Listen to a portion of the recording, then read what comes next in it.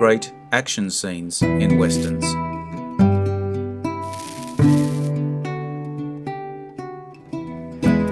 Following a theme I have already made a video on, westerns and action definitely go together, just like cowboys and cows. It's hard to think of a John Wayne, Clint Eastwood, or almost all A-lister western lead actors westerns that didn't at some point set the screen on fire with gunfire, explosions, or some impressive action sequence. Let's have some fun today and revisit some of the best. If you enjoy this video, hit the notification button to get my new videos. If you want to check out my many other videos, head over to my channel. The link is in the description.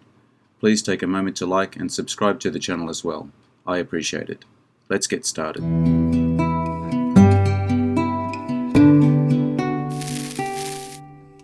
Heaven's Gate, 1980. Homesteaders versus Cattleman Posse. France is the only country in the world to have successfully screened the 3-hour and 39-minute version theatrically since 1980 to critical and commercial acclaim. Chris? Go back across the river!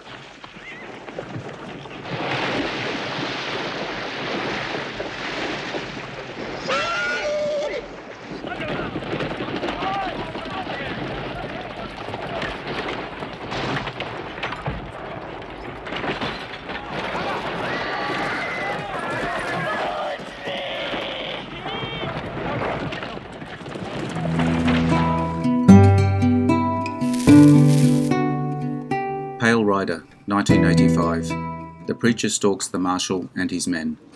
During shooting, Clint Eastwood sustained what he described as the worst injury he has ever had on set, when a horse he was riding fell through thin ice and launched him forward. Clint suffered a dislocated shoulder.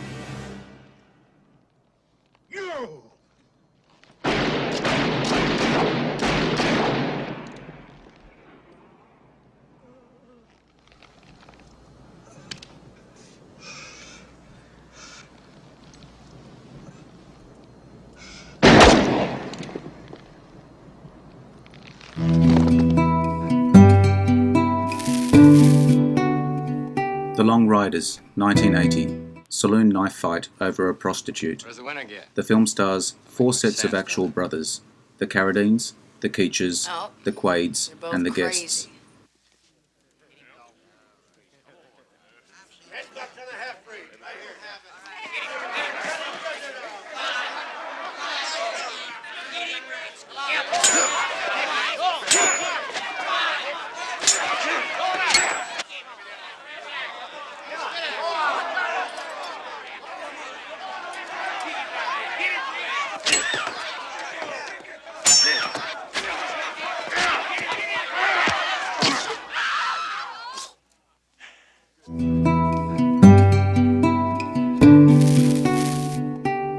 The Magnificent Seven, 2016.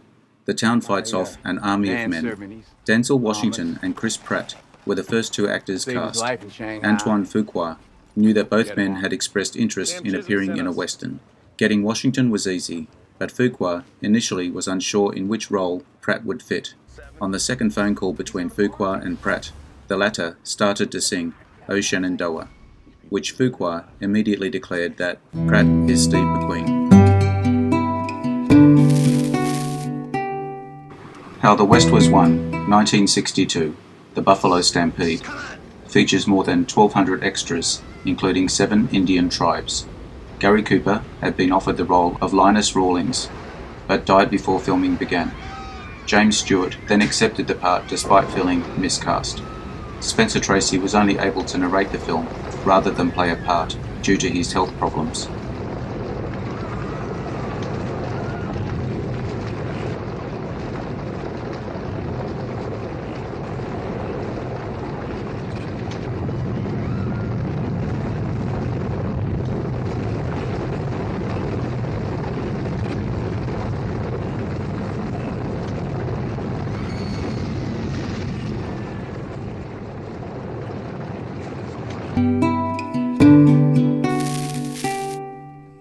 .310 to Yuma, 2007. Wade's men ambush a Gatling-equipped Pinkerton coach. The short story upon which the film is based was published in a dime western magazine in 1953. The action begins in the hotel room with the deputy sheriff guarding a 21-year-old robber.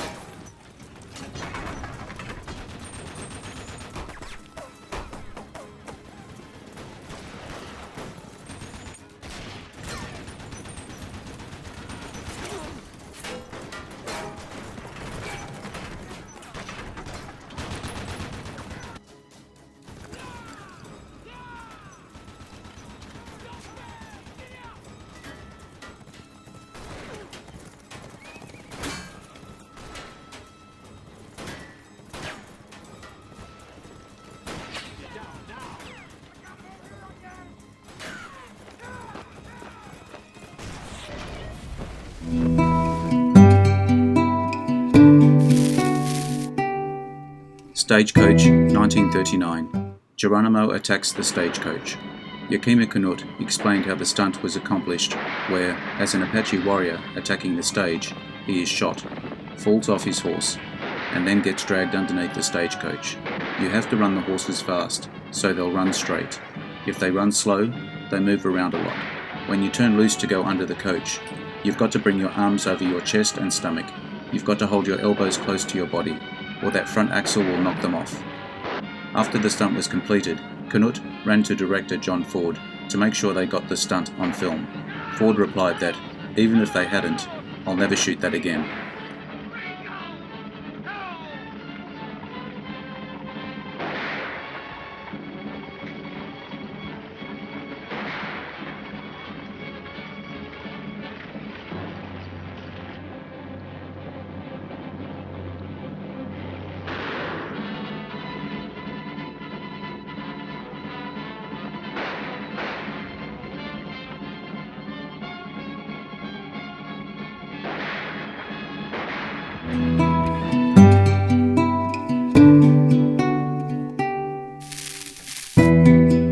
The Revenant, 2015.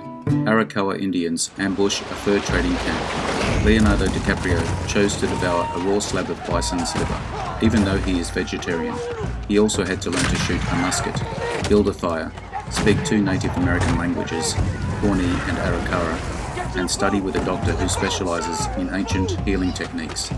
DiCaprio calls it the hardest performance of his career. Leave the forge! Leave the forge for the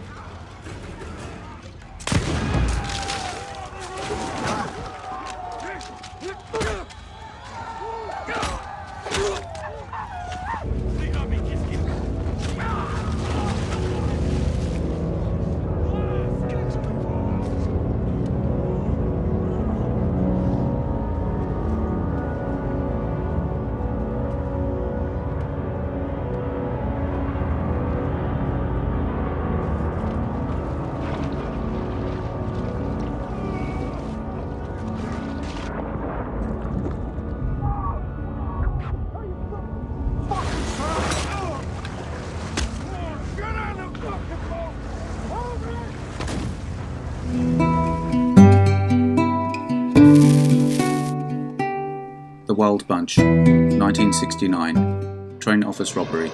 Stealing a US arms shipment and blowing a bridge. The train robbery itself was not in the script. All scenes were improvised on the spot. The same day. Same thing with the walk for the bunch to help Angel. Gunfire sound effects changed for this film. Before, all gunshots in Warner Brother movies sounded identical, regardless of the type of weapon being fired. Peckinpah insisted on each different type of firearm having its own specific sound effect when fired.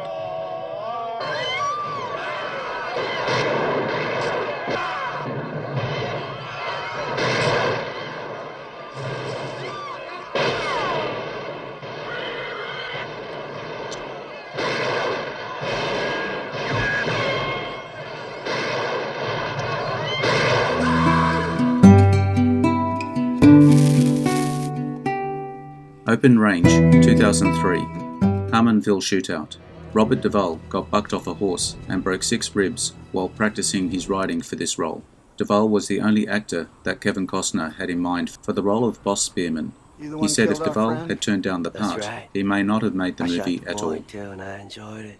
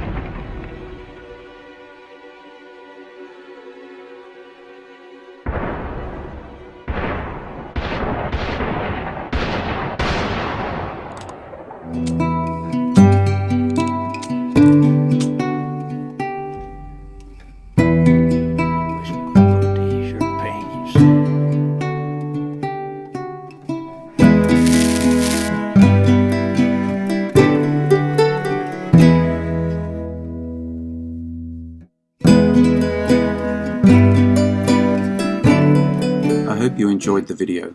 Let me know what you think in the comments. I appreciate your likes and subscribers. Hit the notification button to get my new videos. Take a look at my channel and check out my Facebook page. The links are in the description. I am Wrangler. Bye for now. See you again soon.